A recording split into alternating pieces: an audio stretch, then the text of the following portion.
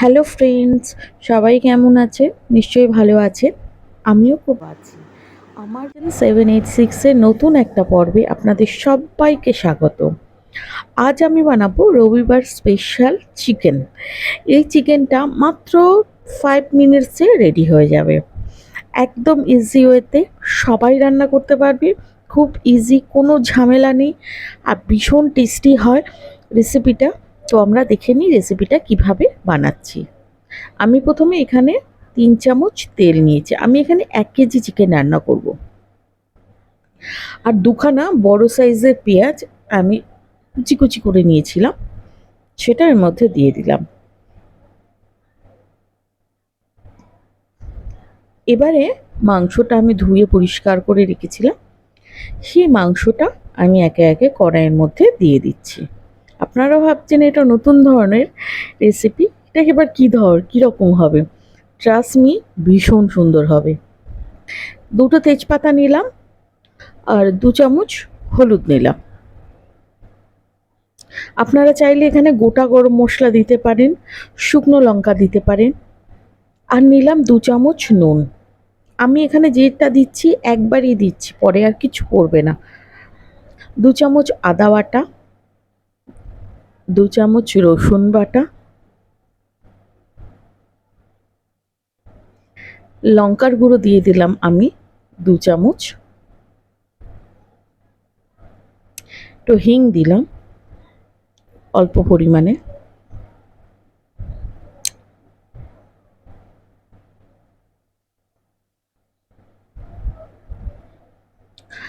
আর দিলাম অল্প একটু আমচুর পাউডার।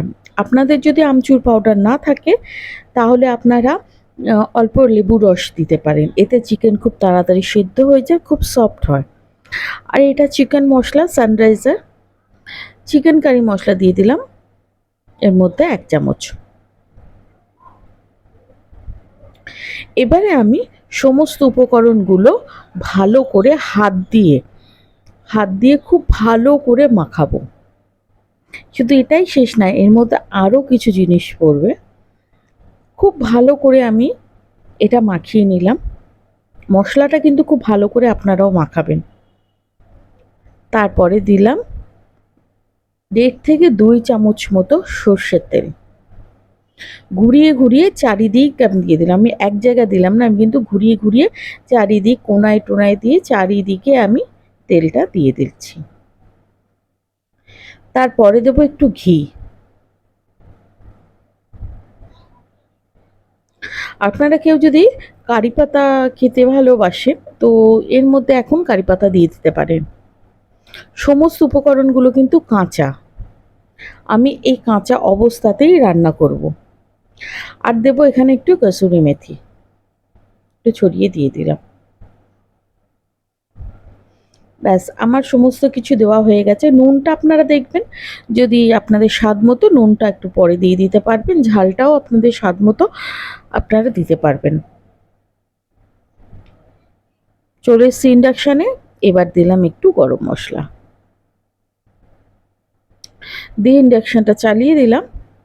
দিয়ে এবার সমস্ত উপকরণগুলো না একবার ভালো করে নেড়ে নেবো। যেহেতু গরম মশলাটা আর কসুরি মেথিটা তো আমি পরে দিয়েছি, সেই জন্য একবার খুব ভালো করে মাখিয়ে নিলাম। আর ঘিটাও আমি দিয়েছিলাম, এক জায়গাতে ছিল, তো ঘিটাও আমি চারিদিকে ভালো করে মাখিয়ে নিচ্ছি।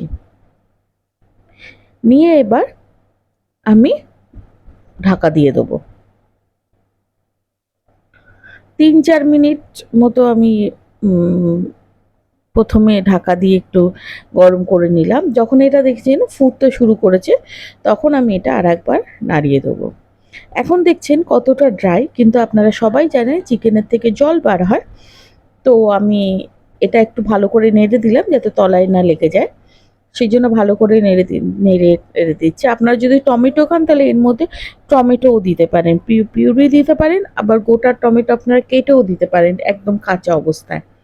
এই দেখুন কতটা চিকেনের থেকে জল বেরিয়েছে। এই অবস্থায় আমি একটু ভালো করে কষিয়ে নেব। আর এত সুন্দর গন্ধ বেরোচ্ছে, আমি রান্না করছি আমি বুঝতে পারছি কত সুন্দর গন্ধ বেরোচ্ছে। আমি কাশ্মীরি লাল মির্চ দিয়ে দিলাম হাফ প্যাকেটের মতো, ছোট প্যাকেট যেগুলো পাওয়া যায় না, তার হাফ প্যাকেটের মতো, মানে 2 চামচ মতো আমি কাশ্মীরি লাল মির্চ দিয়ে দিলাম।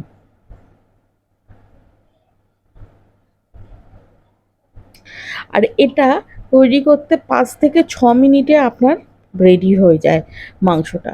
মানে আপনাদের লাঞ্চের ঠিক আগে যদি আপনারা 5 মিনিট আগে রান্নাটা বসান, তাহলে আপনারা লাঞ্চে একদম গরম গরম খেতে পারবেন। একবার রান্না করবেন, করে আমাকে কমেন্ট করে জানাবেন যে আপনাদের কেমন লাগলো। একবার করলে আপনারা বারে বারে এই চিকেনটাই রান্না করবেন। এই চিকেনটা এতটাই সুস্বাদু হয়।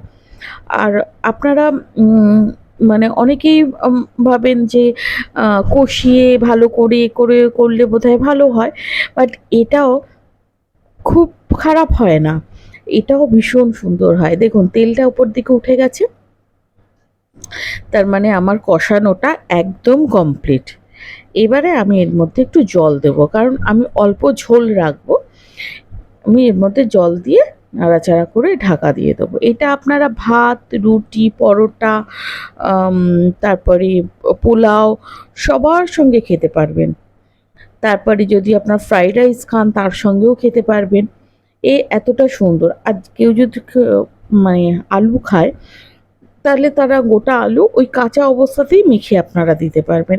একবার এই রকম চিকেন করে খান। আপনারা তো অনেক রকম চিকেন ট্রাই করেছেন, এই চিকেনটা আপনারা একবার ট্রাই করুন, আপনারা এর ফ্যান হয়ে যাবেন, এটুকানি বলতে পারি।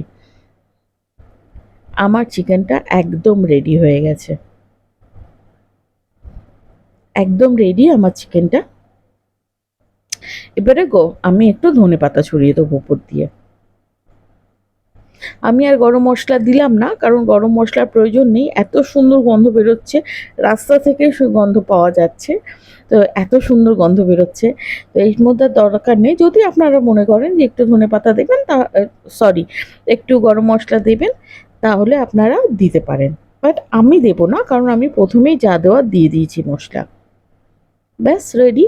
কিছুক্ষণ ঢাকা দিয়ে দেবো একটু স্ট্যান্ডিং টাইমের জন্য। স্ট্যান্ডিং টাইম হয়ে যাওয়ার পরে ঢাকা খুলে আমরা পরিবেশন করব। এই যে দেখুন কত সুন্দর হয়েছে চিকেনটা। আর এই দেখুন কড়াইতে এই যে রয়েছে, এটা হচ্ছে কড়াই চিকেনটা। আর এই যে এই চিকেনটা, এটা দেখেছেন কি সুন্দর কালার, আর তেমন সুন্দর এটার টেস্ট। তো আজকের মতো রেসিপিটা এই পর্যন্তই। ভালো থাকবেন, সুস্থ থাকবেন, আর এই রবিবার এই চিকেনটা অবশ্যই করবেন। টাটা।